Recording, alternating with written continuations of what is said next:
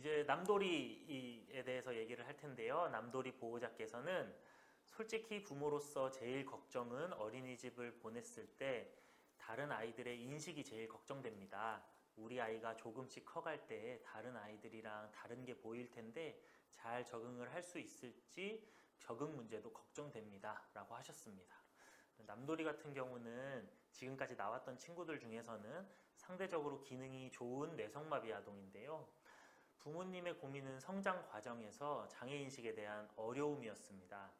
집단 생활에서 친구들이 남돌이의 장애를 바라보는 인식으로 인해서 상처받지는 않을지 좀 고민이신 것 같습니다. 부모님께서는 어떻게 대처해야 하고 아이에게 어떻게 가르쳐야 할까요? 또 아이 스스로 성장하면서 장애에 대해 점점 인식하게 될 텐데 상처받지 않고 잘 적응하면서 인식할 수 있도록 하는 방법은 어떤 걸까요? 네, 또 이제 다른 환경에 적응시키려고 하시니까 굉장히 어려움이 많으시고 걱정이 많으시겠습니다.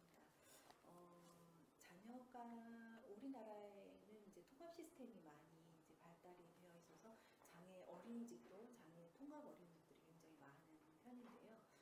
장애 통합을 하기 전에 우리나라에서 잘 활용하는 방법이 사전 장애인식 개선 교육입니다.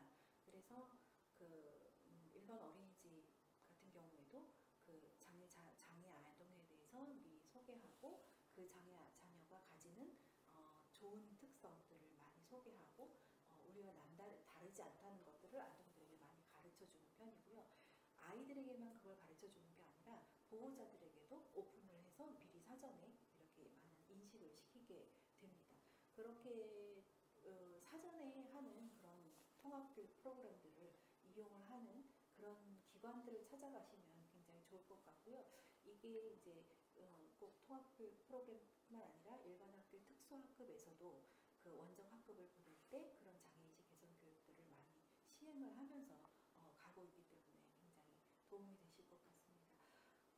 그런데 비교적 이제 저도 아이들을 많이 대해보면 또 저희 아이들을 두발로에 있는 아이들을 일반 어린이집에 잠깐 보내서 이렇게 같이 통합 활동을 하게 해보면 비장애 아이들, 유치원 아이들이 어린이집 아이들이 굉장히 장애에 대해서 그렇게 크게 어머님이 생각하시는 것만큼 나쁜 인상을 가지고 있지 않고요. 그냥 아주 좋은 친구로 그냥 스스럼 없이 받아들입니다.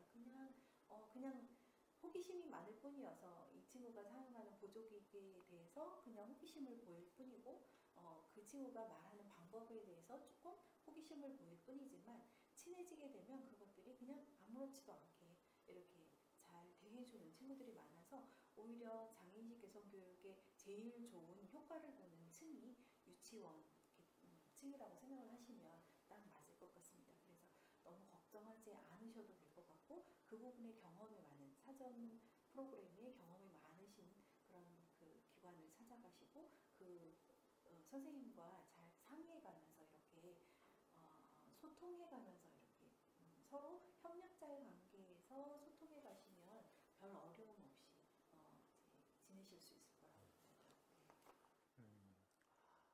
협력자의 관계. 네. 네, 어쨌든 너무 두려워하지 말고 한번 도전을 해보시면 조금 더 어떤 기관이나 이런 시스템을 믿으면서 도전해보면 좋을 것 같다라는 원장님 말씀이신 것 같은데요. 그 기관에 따라도 조금 그 방법이 다를 수 있는 것 같습니다. 그 원장님 말씀 들어보니까 나중에 어떤 기관이 좋은지 궁금하시면 원장님께 연락을 해보시면 좋을 것 같습니다. 남돌이입니다. 모든 부모가 어떻게 해야 하는지 답은 알고 있지만 실천이 어려워요. 혹시 적극적으로 부모가 해줄 수 있는 게 있나요? 라고 하셨습니다.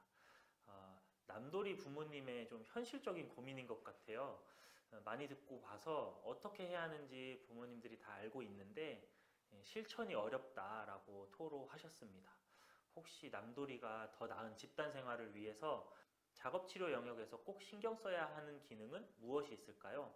또 그것들을 일상생활에서 부모가 도와줄 수 있는 방법은 무엇일까요? 이 질문이 조금 애매한 느낌이 정보를 봤을 때 잘할 수 있고 똑똑하고 잘 하려고 하는 아이처럼 보였어요. 이 잘 하려고 하는 아이들을 지금 엄마가 어떻게 도와주면 얘를 정상과 가깝게 만들 수 있을까에 엄마의 고민인 것 같이 느껴졌고, 거기에 대한 답변을 드리자면 아이가 자기에 대해서 스스로 결정해서 스스로 생각해서 문제를 해결할 수 있게 해주시면 정말 좋을 것 같아요. 제가 요즘에 보호자분들한테, 저랑 만나는 보호자분들한테 많이 드리는 이야기인데, 아이를 가르치려고 하기보다 아이가 어떻게 하면 배울 수 있을까 입장에서 그 고민을 같이 해보자고 말씀을 많이 드려요. 그러면 이게 자꾸 뜬구름 잡는 이야기라고 생각하시는데, 아이의 의사결정 능력을 가이드를 해주시면 좋아요. 얼만큼 몇 발자국 걸으면 안 넘어질 수 있을까라고 생각할 수 있게 큐를 주시고, 그리고 뭘 할 때 재밌었어? 이거 하면은 어떤 느낌이었어? 그리고 뭔가 힘들거나 무섭거나 이런 감정도 구체적으로 좀 표현할 수 있게, 그러면 그 감정을 얘가 알면 이 감정이 뭘로 인해서 생겼고 그럴 때 내가 어떻게 할 수 있을지 내 자신을 좀 모니터하고 조절하고, 좀 그게 그런 부분으로 이 아이가 스스로 성장할 수 있게 될 것 같거든요. 아이의 삶은 아이가 사니까 어머님은 거기에 맞게 적절한 치료랑, 이제 아이가 발전했으면 치료도 또 바꿔야 되고 환경도 바꿔줄 필요도 있어요. 그런 부분만 하더라도 충분히 잘 클 것 같아요. 네. 스스로 뭔가를 할 수 있는 스스로 성장을 할 수 있는 어떤 지원을 해줘라 이렇게 네, 하시는 것 네. 같아요. 이 남돌이 같은 경우는 이제 발걸음도 어느 정도는 떼고 그 어머님께서 말씀하시기로는 형아들이랑 또 막 노는 것도 좋아하고 경쟁에서도 이기고 싶고 이런 욕구들이 굉장히 동기가 많은 것 같은 아이였습니다. 네, 네. 그런 부분에서 아이가 스스로 뭔가 성장하기 위해서 배우려고 노력해야 한다는 것이 굉장히 와닿는데요. 왜냐하면 이제 치료라고 하면 네. 굉장히 뭔가를 요구하거나 못하는 걸 꼭 해야 된다고 좀 강요하거나 하는 것들이 좀 많이 네, 네. 있잖아요. 그런 의미에서 선생님의 이 말씀이 어떻게 보면 어른 중심이 아니고 아이 중심에서 조금 더 아이의 성장에 도움이 될 수 있을 것 같다는 생각이 들었고, 지금 남돌이 어머님이 딱 하시는 그 고민과 맞닿아 있는 지점인 것 같습니다. 남돌이 보호자께서는 성장할 때마다 제일 걱정되는 것은 관절 탈구, 엉덩이나 무릎을 말씀하셨는데요. 입니다. 고관절 빠지는 것도 신경이 쓰이고 이건 촬영을 해야 알 수 있는 거라고 하는데 어떻게 예방해야 할 수 있는 건지요? 라고 하셨습니다. 남돌이 같은 경우는 지금까지 나온 친구들보다는 상대적으로 기능이 좀 좋은 뇌성마비 친구고요. 남돌이는 걷는 것에 대한 욕구도 많고 형아들과의 놀이에서 이기고 싶은 욕구도 굉장히 큰 아이였습니다. 부모님은 보조도구에 의지하면서 걷는 게 안 좋다고 좀 들으셨다고 하더라고요. 그래서 걷는 연습은 안 하고 있다가 최근에 단아지 보조기기를 맞춘 후에 걷기 연습을 하고 있다고 하셨습니다. 부모님의 걱정처럼 이런 아이의 경우 고관절이 빠지는 것을 얼마나 신경 써야 할까요? 또 무릎이 뒤로 빠지는 것은 어떻게 예방할 수 있을까요? 먼저 고관절 탈구에 가장 영향을 많이 주는 위험 요소는 바로 보행이 안 되는 것입니다. 반대로 얘기하면은 남돌이 같은 경우에는 보행이 가능하기 때문에 고관절 탈구에 대한 걱정은 크게 안 하셔도 됩니다. 네, 그리고 고관절 탈구는 충분하게 관리를 하면은 거의 99% 예방을 할 수 있다라는 연구 결과가 스웨덴에서 나와 있거든요. 그래서 이제 어떻게 관리하냐에 따라서 그거는 충분히 예방을 할 수 있는 것입니다. 자, 그리고 여기서 이제 보조도구를 사용하면서 걷는 게 안 좋다라는 얘기를 들으셨다고 하는데요. 저는 이런 예를 들고 싶어요. 자전거를 처음 배우거든요, 아이가. 근데 보조바퀴를 안 하고 달면 어떨까요? 네, 저희 어렸을 때는 보조바퀴가 없었어요. 저 어렸을 때는 너무 옛날인 것 같긴 한데. 그래서 저는 자전거를 배우기 위해서 무릎이 몇 번이 까졌어요. 그런데 저희 아이들을 보면은 자전거를 타고 가다가 넘어지고 다치는 경우는 거의 볼 수 없거든요. 왜? 보조바퀴가 있기 때문에 그런 겁니다. 우리 아이들도 보조바퀴가 있으면 훨씬 잘 배우는 것처럼 걷는 것도 마찬가지예요. 보조바퀴가 있는 걷기를 하면은 안 넘어지고 안 다치고 더 자신감 있게 쉽게 배우고 나중에는 보조바퀴를 떼더라도 보조기를 떼더라도 잘 걷게 되는 거거든요. 우리가 그렇게 생각해 주시면은 보조기가 필요하다 필요하지 않다 아주 쉽게 정리되지 않을까 생각이 됩니다. 그렇겠네요. 그 무릎이 뒤로 빠지는 것도 고민이라고 좀 하신 것 같아요. 그 부분에서는 어떻게 생각하시는지? 무릎이 뒤로 빠지는 거에는 여러 가지 원인이 있어서 우리가 이 아이의 구체적인 특성을 살펴봐야 될 것 같은데요. 가장 많은 경우가 우리가 종아리 뒤쪽 근육에 강직이 심해서 까치발을 하던 친구들이 체중이 증가되면서 그 근육이 버티지 못하고 아래로 누르다 보니까 무릎이 뒤로 빠지는 경우, 이 경우가 이제 가장 흔한 경우고요. 또 근력이 약해서, 즉 넙다리 앞쪽에 있는 우리가 대퇴사두근이라고 하죠. 무릎을 펴는 근육이 너무 약하다 보니까 걸을 때마다 우리가 걸을 때 무릎을 완전히 펴지 않거든요. 살짝 구부려야지 더 훨씬 효율적이에요. 살짝 구부리는데 그게 안 되다 보니까 무릎을 뒤쪽으로 빼게 되고, 그러다 보면 계속 체중에 눌리면서 무릎이 뒤로 빠지는 경우, 이렇게 크게 두 가지로 좀 구분을 할 수가 있는데요. 그거를 예방하기 위해서는 약간의 보조도구를 사용을 함으로써 충분히 예방을 할 수가 있습니다. 뭐 단순하게 얘기하자면요, 그거예요. 뒤꿈치가 까치발로 들려있는 친구들이 자꾸 무릎이 빠져요. 그럼 어떻게 해주면 될까요? 뒤꿈치 닿게 해주면 될 것 같은데. 닿게 해주면 뒤로 더 빠지는데요. 어떻게 닿게 해줄까요? 하이힐을 신으면 됩니다. 아주 쉽죠? 네, 물론 아이들에게 직접 그렇게 하라는 말씀은 아니지만 뒤꿈치가 이렇게 들고 있는 애들 얼마나 좋아요. 여성분들 하이힐 처음에 신으면 되게 힘들잖아요. 그 친구는 하이힐을 딱 갖다 주면 바로 하이힐 신는 거예요. 네, 그렇게 훈련이 되는 거예요. 그러면서 이제 뒤꿈치가 하이힐처럼 뒤꿈치에 뭔가를 넣어줘서 뒤꿈치가 닿으면은요, 무릎은 빠지지 않습니다. 그런데 이제 그렇게 뒤꿈치를 올려서 걷는 것 자체가 부모님들이 보시기에는 뭔가 보기에 좋지 않고 별로 발달에 좋지 않을 것 같다라는 그런 생각을 하시기 때문에 실제로 우리나라에서 제가 그렇게 하는 거는 본 적은 없습니다. 외국에서는 종종 유튜브에서 본 적도 있고 교과서는 아니고 책에도 나와 있는 거를 본 적이 있거든요. 그래서 그런 부분도 한 번쯤 고려해 보시면 좋지 않을까 생각이 됩니다. 네. 좀 굉장히 다양한 관점에서 생각해 볼 필요가 있다라고 저는 이해가 되는데요. 이런 남돌이 같은 경우 부모님을 포함해서 보조도구에 대한 고민을 하실 때 겉에서 보이는 외형적인 모습들, 이제 뭐 어린이집이나 학교에 갔을 때 아이가 상처받지는 않을지 그런 부분들을 좀 많이 신경 쓰시는 경우도 많이 본 것 같아요. 혹시 그런 거에 대해서는 어떤 말씀을 해주고 싶으신가요? 자, 요즘 아이들 보면은 타투에 대해서 굉장히 좀 자유롭잖아요. 근데 이제 저희 세대 그리고 저희 세대 때는 당연히 타투는 조직폭력배나 불량한 친구들만 하는 거였어요. 근데 지금 저희 대학의 제자들 중에서도 타투를 하는 친구들이 있고요. 그게 이제 미적인 부분으로 이렇게 되고 있잖아요. 이제는 남의 시선을 신경 쓰기보다는 자기 자신의 모습에 좀 더 충실한 사회로 점점 바뀌어 나가고 있는 것 같아요. 하지만 지금 우리 장애 아이들의 부모님들은 아직 그 경계 사이에 있어서 남의 시선을 너무 많이 신경을 쓰신 것 같습니다. 근데 물론 그거를 무조건 그거는 극복해야 돼라고 얘기하기에는 좀 어려운 것 같아요. 사회적인 분위기가 많이 바뀌어야 될 거라고 생각을 하고요. 우리가 타투를 문신을 한 친구들이 아직 공중파에는 못 나오긴 하지만 돌아다녔을 때 이제는 쟤 조폭 같아 라고 쳐다보지는 않죠. 얘 개성 있어 라고 쳐다보죠.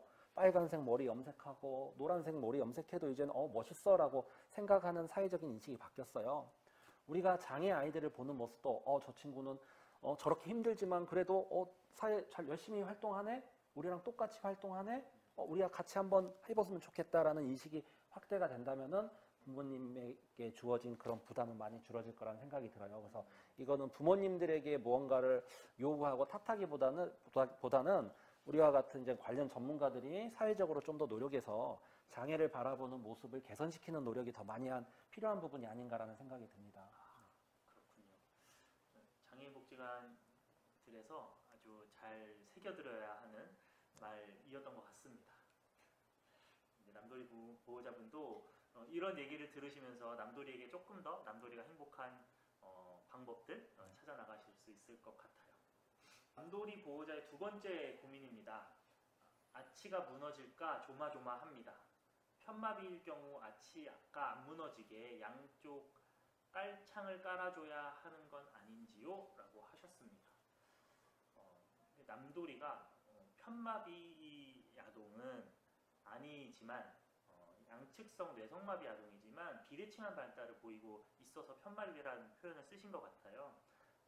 그런 남돌이에게 더 좋지 않은 쪽의 발에 깔창을 깐다고 하면 그 이유와 효과는 어떤 걸까요? 아치가 무너지는 문제에 대한 뭐 질문을 저도 많이 받고 있습니다. 근데 이제 저는 그런 생각이 들더라고요. 비장의 아이들 예를 들자면은 아이는 힙합 가수가 하고 싶어요. 근데 부모님은 얘를 서울대를 보낼까 연대를 보낼까 고민을 하고 있는 것 같은 느낌? 이런 느낌이 들거든요. 무슨 얘기냐면은 자, 아이는 지금 기고 걷고 뛰고를 하고 싶어요. 하고 싶은데 그 과정에서 아이의 근육이 충분히 발달하지 않은 상태에서 그런 활동을 하다 보면은 아치도 좀 무너질 수도 있고 허리도 좀 휠 수도 있습니다. 그런데 그게 무서워서 걷지도 못하게 하고 뛰지도 못하게 해야 될까요? 네. 그러니까 우리가 포기할 거는 과감하게 포기를 하고 아이가 하고 싶은 쪽으로 방향을 줘야 되는데 부모님들이 생각하는 모습은 비장의 아이들처럼 아주 다른 아이들과 비교되지 않게끔 걷는 모습을 상상을 하시는 것 같아요. 그러면서 자꾸 아치를 보고 계시는데 이 아이는 지금 그런 거 신경 안 쓰면서 자기 그냥 놀고 싶거든요. 그렇다면은 그쪽에 좀 더 집중을 해줘야 된다고 저는 생각을 합니다. 그래서 아치가 무너질까봐 불안해서 깔창을 끼고 하는 게 좋아요. 물론 좋죠. 그리고 단하지 보조기 같은 거 하는 것도 좋습니다. 그런데 그것 때문에 움직임이 방해를 받는 경우들을 저는 종종 봐요. 보조기를 함으로써 보조기 없이는 잘 할 수 있었던 활동을 그걸 함으로써 못하게 되는 경우. 그 이유는 뭐 여러 가지 있을 수가 있거든요. 너무 커서 또는 무거워서 활동이 저해가 되는 경우들이 발생될 수가 있는데 그런 경우라면은 과감하게 약간의 변형은 감수하더라도 보조기를 포기해야 된다고 저는 생각을 합니다. 네, 달리는 게 중요한 거지 그냥 몸이 좀 틀어지는 거 물론 틀어져서 폐가 막 위험해지고 이러면 안 되겠지만 약간은 사소한 뭐 이런 부분은 생각할 수가 있죠. 박지성도 혹시 평발이라고 전 들었던 것 같은데요. 그렇죠? 네, 아치가 무너진 게 평발입니다. 평발의 단점은 지구력이 떨어진다는 거거든요. 근데 두 개의 심장 박지성인데요. 네, 아치가 무너져도 아이가 충분히 걷고 뛰고 한다면은 그거는 좋은 신발을 신거나 또는 나중에 훈련을 통해서 어느 정도 극복이 가능한 부분이기 때문에 일단은 축구 선수를 만드는 게 더 중요하다. 네, 이 말씀을 드리고 싶습니다. 네. 축구 선수를 만드는 게 더 중요하다. 아이가 하고 싶은 걸 할 수 있게 도와주고 지원해 주는 게 더 중요하다라는 말씀을 하셨는데요.